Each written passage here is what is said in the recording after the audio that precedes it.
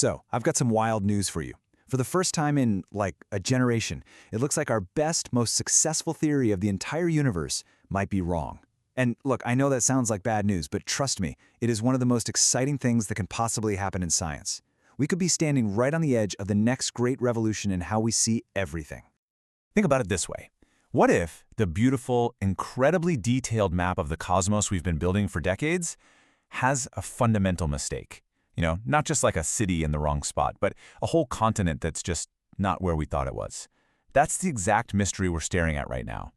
You see, for years, we've had this amazing theory. It explained pretty much everything. How the universe began, what it's made of, how it all hangs together. It matched what we saw so perfectly, it honestly felt like we'd finally cracked the cosmic code. But lately, as our telescopes have gotten more and more powerful, that perfect picture, well, it's starting to come apart at the seams. Yeah, as our data got sharper, these really strange mismatches started popping up. Things our theory predicted just weren't matching what we were actually seeing out there. Now, at first, scientists figured, they're probably just mistakes. But the problems didn't go away. They just got bigger. The universe, it seems, was starting to misbehave. Okay, so the first huge clue that something was seriously wrong came in the form of cosmic monsters. I'm not kidding. Astronomers started finding these structures out in the universe that were, according to everything we thought we knew, simply too big to possibly exist. And when I say big, I mean truly, mind-bendingly enormous. We're talking about a wall of galaxies that stretches for 10 billion light-years. That's 10% of the entire observable universe. Structures this big just shouldn't be there because they break one of the most fundamental rules about how the universe is supposed to work. And that rule, it's called the cosmological principle. It's a core pillar of modern astronomy. It basically says that if you zoom out far enough, the universe should be uniform, like a smooth, even soup. But these monster structures, they suggest it might actually be lumpy and chaotic. And the implications of that are huge. This really gets to the heart of the problem. If the universe isn't the same everywhere, then our little corner of it might not be representative of the whole thing. We could be like ants sitting on the only cherry on a giant cake, completely wrong about what the rest of it tastes like. Everything we think we know could just be a weird local quirk. But the weirdness doesn't stop there.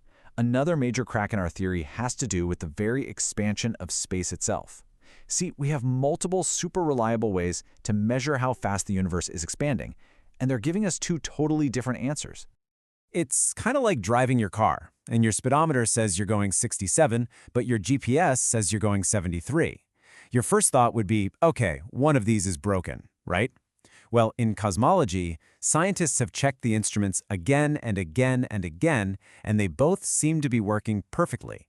The universe is literally telling us it's expanding at two different speeds. And here's the crucial part. This isn't a tiny disagreement we can just brush off.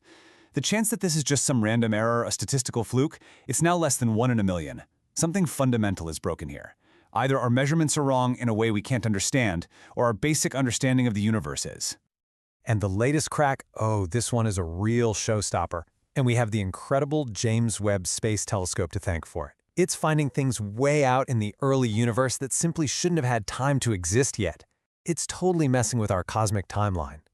So our theory says that the first big galaxies, they should have taken at least 500 million years to form after the Big Bang. It's supposed to be a slow, gradual process where little things merge together. But Webb, it's finding large, fully formed, mature galaxies as early as 280 million years after the Big Bang. It just doesn't make sense. And this is really the perfect way to think about it. It's not just that these galaxies are big, they're also mature. They're filled with heavy elements that should take whole generations of stars to create. It's like the universe slammed its foot on the fast-forward button for galaxy formation, and we have absolutely no idea why. Now, these three massive cracks in our cosmic theory, they aren't even the only clues. Once you start looking, you realize that the puzzles are just piling up from every single corner of cosmology. For example, our theory of the Big Bang predicts way more lithium than we actually see out there, like 3 times more. It also predicts that dark matter, the invisible stuff that holds galaxies together, should clump up in the center. But when we look, it doesn't. And now there are even hints that dark energy, the mysterious force pushing space apart, might not be constant after all.